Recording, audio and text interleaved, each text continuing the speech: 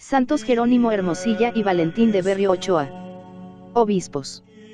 1800 a 1862, 1827 a 1862. Mártires de Vietnam. 1 de noviembre. Un riojano y un vizcaíno, que, nacidos cerca del Pirineo, se conocieron en la última extremidad de la tierra, y de la mano, como buenos amigos, hicieron felizmente y valientemente el último viaje. El vizcaíno nació en Elorrio, el riojano, en Santo Domingo de la Calzada. Elorrio tiene muchas casas señoriales, muchas puertas blasonadas, pero ninguna de ellas pertenecía a los Berrio Ochoa. El padre de Valentín era un sencillo carpintero, y el mismo Valentín tuvo que aprender a manejar la sierra y la garlopa. Pero al mismo tiempo ayudaba a misa en la iglesia de las Dominicas, aprendía latín con un dómine y miraba lleno de envidia a los misioneros y a los predicadores que marchaban a lejanas tierras. Cuando le hablaban de los frailes que predicaban el evangelio más allá de los mares, se echaba a llorar. Lloraba pensando que él jamás saldría de su villa ni de su mísero taller. Al fin, a fuerza de trabajar logró reunir un puñado de reales, y gracias a ellos pudo entrar en el seminario de Logroño. Tenía entonces 18 años. Era un muchacho robusto, no muy alto, pero de hermosa figura y de belleza varonil. Con su conversación jovial, ingeniosa y bromista, hacía las delicias de cuantos le trataban. Pero tenía un arte extraño, aún entre los santos, que suelen ser maestros de alegría y de gravedad, para unir la diversión con la mortificación y la penitencia. Sus condiscípulos le encontraban en su cuarto abismado en la oración, y a veces le sucedía que se olvidaba de ir a comer. Rara vez se vio estudiante ni más aplicado, ni más fervoroso, ni más serio, ni más alegre, ni más brillante. No obstante, al empezar el curso de 1850, Valentín no se presentó en el seminario. Preguntaron por él, y entonces supieron que el seminarista de Elorrio había tenido que suspender la carrera porque sus padres no tenían con qué sufragar los gastos. Aquella noticia conmovió a los profesores. Todos ellos se reunieron, acordaron llamar al joven vizcaíno, y le dieron el título de director espiritual de sus compañeros. Fue ordenado sacerdote, pero sus anhelos de perfección crecían sin cesar. Quiso ser religioso, y tomó el hábito de Santo Domingo en Oucana, quiso ser misionero, y logró que le enviasen a Filipinas, quiso ser mártir, y tuve la suerte de que le designasen para la misión de Tonquín. Había hecho la firme resolución de subir a las cimas privilegiadas de los grandes elegidos. Inflamado su corazón con las llamas de la caridad, quería adornar su frente con las rosas del martirio. Al salir por última vez de su villa natal, había dicho medio riendo, voy a hacerme santo, para que haya alguno en Vizcaya. Unos meses después escribía a su madre desde el noviciado, vaya los domingos al convento de Santa Ana, y postrada a los pies del Padre Santo Domingo, dígale, Padre Santo Domingo, no tengo más que un hijo, y muy querido, pero si le queréis para vos, vuestro es. Únicamente os pido que le hagáis santo, y que seáis su Padre durante la vida, para que en la hora de la muerte nos veamos donde vos estáis. Amén. Así sea, madre. Más tarde, escribiendo al párroco de Elorrio, le manifestaba de este modo sus gozosos presentimientos, voy hacia Manila. Cárceles y cadenas me esperan. Vengan, vengan hierro fuego y toda la rabia y furor del infierno, a trueque de que yo dé a conocer a un hermano infiel las maravillas de la bondad divina. Berrio Ochoa llegó a Tonquín en los primeros meses de 1858. Allí se encontró con otros religiosos de su misma orden y de su misma tierra, entre ellos un joven catalán, llamado Pedro Almató, y el obispo Hermosilla, que casi por un milagro había prolongado su vida hasta la vejez. Las cristiandades del país atravesaban entonces por una situación crítica. El tiranuelo Tuduk había jurado acabar con el nombre de Cristo en su reino, y sus mandarines le secundaban como si no tuviesen que hacer otra cosa que aprisionar y matar cristianos. Los perseguidores buscaban sobre todo a los obispos, a los misioneros y a los catequistas. Unos eran arrojados a los ríos, otros estrangulados o desterrados, otros tenían que morirse de hambre en los desiertos. Para librarse de sus enemigos, Hermosilla había tenido que acudir a todos los medios empleados muchos siglos antes por San Atanasio. Se metía en los sepulcros, se marchaba a vivir con las fieras en los bosques, acudía a todos los disfraces, y más de una vez se encontró con los que le perseguían, haciéndose pasar por el esclavo de su acompañante. Ninguno de estos relatos asustó al joven misionero vasco. Viendo su intrepidez, resolvieron conferirle el carácter episcopal. Preciso es, decía Hermosilla, apresurarse a ungir con el óleo santo otras frentes, por estar nuestra cabeza continuamente expuesta a rodar bajo la cuchilla de los verdugos. Berriochoa aceptó alegre aquella responsabilidad, y, rodeado de 3 o 4 frailes, fue consagrado en una pobre choza, con un báculo de palo, con una mitra de cañas cubiertas de papel, con unos vestidos que fue necesario improvisar momentos antes de la ceremonia. Pocos días después, los mandarines organizaban la caza contra él.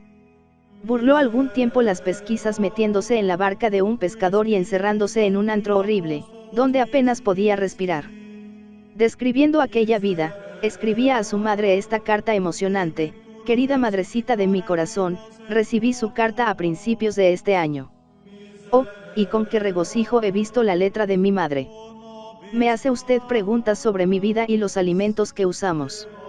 Mi querida madre, yo vivo muy bien, hecho todo un señor obispo, y no nos falta que comer, excepto el pan. Si usted pudiera mandarme uno ligero y tiernecillo con algún pajarito. Oh, y con qué placer comería este señor obispo y misionero el pan amasado por la ancianita. En cambio, lo que tenemos es maíz, y aquí comen los granos crudos. Yo también los he comido alguna vez.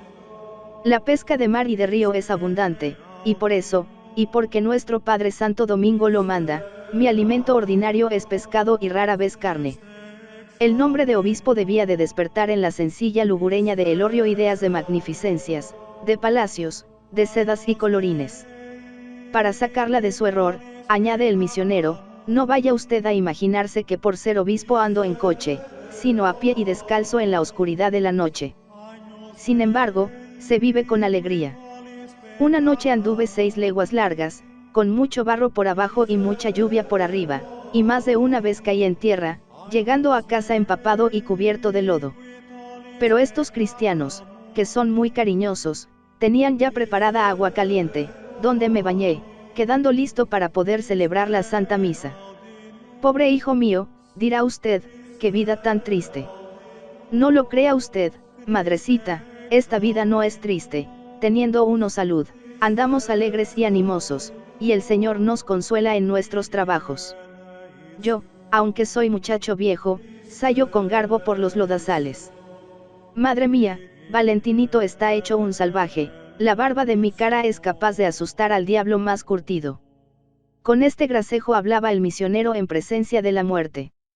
Reía y hacía reír, como cuando estaba en el seminario de su pueblo, chanceaba y saltaba como cuando en su niñez bailaba el aurrescu en el pórtico de la iglesia de su pueblo, donde no tardaría en tener un altar. Y para probar a su madre que nada le hacía perder el buen humor, añadía remedando hablar de las gentes de los caseríos, con un gracioso chapurreo y sus concordancias vizcaínas, en cielo, madre, hijo hablar vascuence no poder, y aprender castellano es necesario. Usted, madre, ahora viejo, difícil aprender castellano y doler mucho la cabeza yo creer, pero si ahora no aprender, después el madre hablar no puede a la hijo en cielo. Entender, madre, o no entender, coma. No tener cuidado, madre, el hijo bien vivir, yo no tener envidia del reina. La vida continuaba siempre pendiente de un hilo. Todo eran emboscadas y terrores. Salir de una cueva, para meterse en una barca, buscar, aunque fuese como refugio, las ruinas de un templo o la casa de un infiel. Hasta que un día, con pretexto de salvarle, un pagano le guió al campo, donde le estaban aguardando los espías. Sospechando el peligro, Berriochoa y sus acompañantes huyeron a un arrozal. No tardaron en sentir pasos, y tras ellos esta voz: por aquí se ven huellas. En el grupo de los fugitivos alguien dijo: hablad bajo, que el prefecto se acerca, pero el obispo se levantó con aire decidido y pronunció estas palabras: es inútil, todo ha terminado. Algunos de los familiares huyeron, pero él y su compañero Almató fueron detenidos, encadenados, atados al cuello con la canga y llevados a la ciudad de Aiduón. Al entrar les ordenaron que pisaran una cruz que estaba tendida a la puerta, pero ellos se negaron resueltamente. Si no quitáis de ahí esa cruz, dijo Berriochoa, moriremos, pero no pasaremos. Y con tal firmeza pronunció estas palabras, que los mandarines no volvieron a insistir. Hermosilla estaba ya en poder de los perseguidores, y vivía guardado en el sótano de una fortaleza, metido en una jaula, que tenía 1,40 m de largo por 1,20 m de alto. Llevado ante el tribunal, tuvo que sufrir este interrogatorio. ¿Quién eres tú? El obispo Liesu, respondió él, aduciendo su nombre tonquinés. ¿De dónde eres? De España. ¿Por qué has venido a Tonquín? Por anunciar entre vosotros a Jesucristo, Hijo de Dios, muerto por los pecados de los hombres. ¿Cuál es tu profesión? Soy sacerdote y obispo. ¿Cuánto tiempo hace que estás en este país? Hace muchos años. Eres viejo. Ya lo veis. ¿Qué hacías en este país? Ya lo he dicho, predicaba la verdad, enseñaba cosas buenas, y reprobaba el pecado, así lo manda Dios, Creador del cielo y de la tierra, de los hombres y los animales. ¿No sabes que nuestras leyes prohíben vuestro culto? Lo sé, pero vuestras leyes son injustas. La ley del hombre no puede contradecir a la ley de Dios, y nosotros debemos obedecer a Dios antes que a los hombres. ¿Dónde está tu casa? Las casas de los cristianos eran mi casa. ¿No sabes que el padre tiene derecho a vivir con sus hijos? Los cristianos son mi patrimonio, mi descanso, mi patria, mi casa, todo. Por el mismo interrogatorio tuvieron que pasar Berriochoa y Almaró, y habiendo respondido con la mayor fortaleza, fueron condenados a sufrir la última pena, en compañía de Jerónimo Hermosilla. Era el 1 de noviembre de 1867. La ejecución se hizo con todo el aparato y solemnidad que saben dar a estos actos los pueblos orientales. Sobre el murmullo de la muchedumbre se oía el redoblar de los tambores y el sonido argentino de las trompetas. 500 soldados despejaban el camino, y entre ellos 3 elefantes. En el centro se veían las jaulas de los presos, llevada cada una de ellas por 6 hombres, y detrás, el prefecto de los suplicios, o verdugo mayor, cubierto con 2 sombrillas por sus pajes. Cerraban el cortejo los mandarines, conducidos unos en literas, montados otros a caballo, y vestidos todos con esplendor de príncipes. Almató, dice un testigo ocular, iba en cuclillas, rezando el rosario. Berriochoa, también en cuclillas, iba como arrobado, y Hermosilla bendecía al pueblo, que le miraba. Llegados al lugar del suplicio, pidieron que les concediesen una hora para encomendarse a Dios. Los 3 se arrodillaron y oraron tranquilamente. Después, cual si volviera de un éxtasis, dijo Hermosilla a los verdugos: podéis cumplir con vuestro oficio. Entonces abrieron las puertas de las jaulas y los 3 salieron al campo. Allí había 6 esteras de juncos, y en las esteras 3 paños nuevos de color blanco que una mujer cristiana había puesto para recoger la sangre de los mártires. Después de bendecir al pueblo, Hermosilla se arrodilló en uno de los paños, y sus compañeros hicieron como él, y así aguardaron el golpe de la espada. Berriochoa y Almató murieron de un tajo, la cabeza de Hermosilla rodó al segundo golpe. Aquel mismo día celebraron los 3 la fiesta de todos los santos en la patria de los inmortales.